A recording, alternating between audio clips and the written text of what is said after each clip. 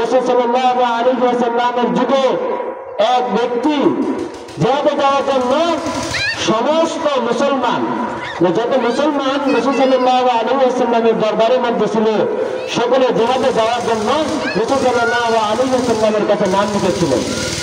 এমনি সময় এক ব্যক্তি রাসূল সাল্লাল্লাহু আলাইহি ওয়াসাল্লামের কাছে আসলেন, এসে বললেন যে ইয়া রাসূলুল্লাহ, ইয়া হাবিবাল্লাহ, আমি জিহাদে যেতে চাই। তখন রাসূল সাল্লাল্লাহু আলাইহি ওয়াসাল্লাম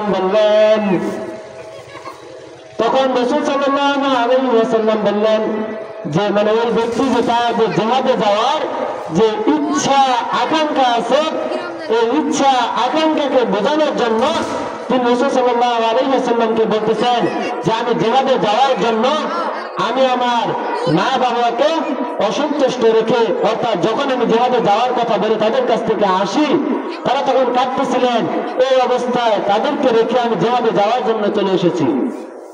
তখন রাসূল সাল্লাল্লাহু আলাইহি ওয়াসাল্লাম বুঝতে পারলেন যে ওই ব্যক্তি যে জিহাদে যেতে চায়, যে তার জিহাদে যাওয়ার জন্য তার পিতামাতার কোনো মত নেই, তার পিতামাতা অসন্তুষ্ট। তখন রাসূল সাল্লাল্লাহু আলাইহি ওয়াসাল্লাম বললেন, যেমনি ভাবে তুমি জিহাদে যাওয়ার জন্য তোমার পিতামাতাকে কাঁদিয়ে এসেছো, ঠিক তদ্রুপ এখন জিহাদে যাওয়া থেকে ফিরে গিয়ে তাদেরকে গিয়ে তুমি হাসাও।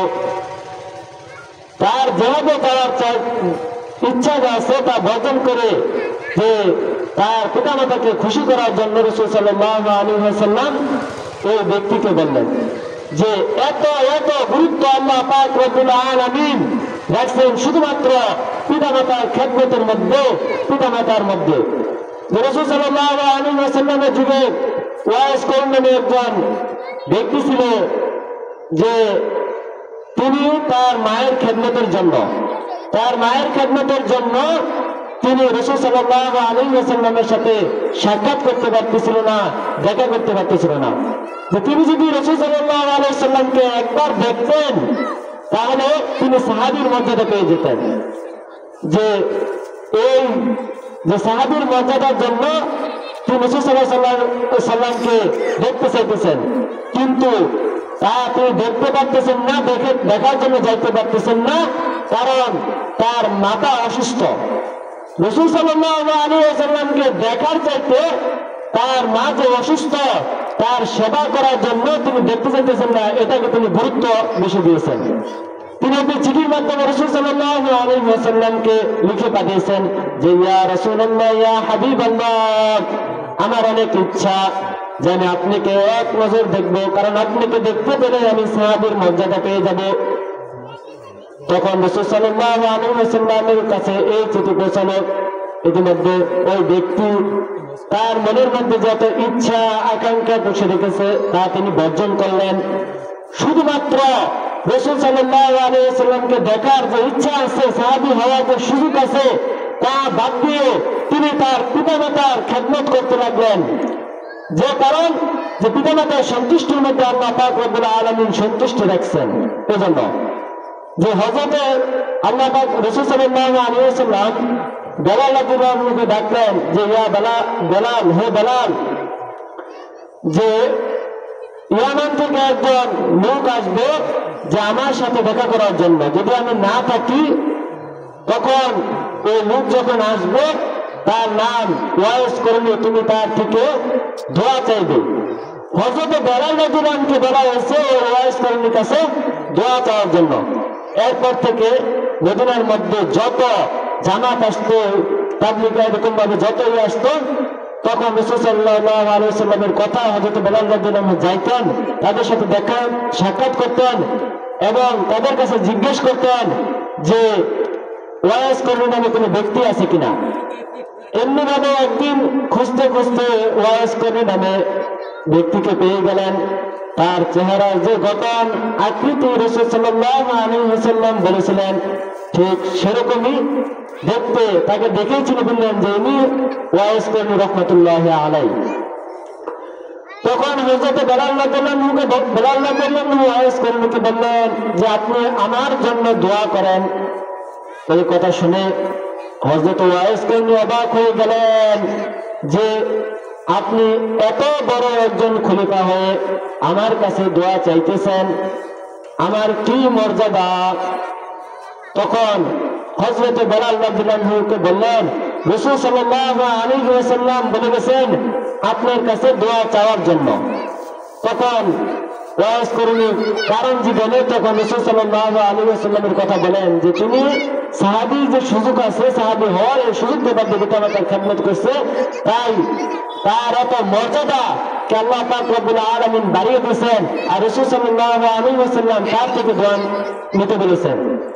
এই কথা শুনে হযরত ওয়াইস করেনি তিনি তার চোখ থেকে টপ টপ করে পানি পড়তে লাগলো, যে শুধু পানি পড়তে লাগলো, তার খুশিতে তিনি আত্মহারা হয়ে গেলেন যে তাকে এত গুরুত্ব এত মর্যাদা রাসূল সাল্লাল্লাহু আলাইহি ওয়াসাল্লাম মর্যাদার কথা বলে গেছেন, যে তার কাছ থেকে হযরত বেলাল রাদিয়াল্লাহু আনহুকে দোয়ার কথা বলে গেছেন।